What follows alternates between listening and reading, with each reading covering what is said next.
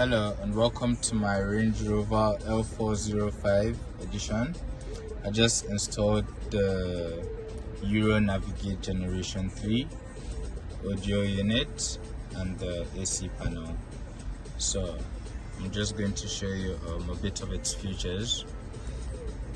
Right, so you can connect your phone to the Bluetooth device it has.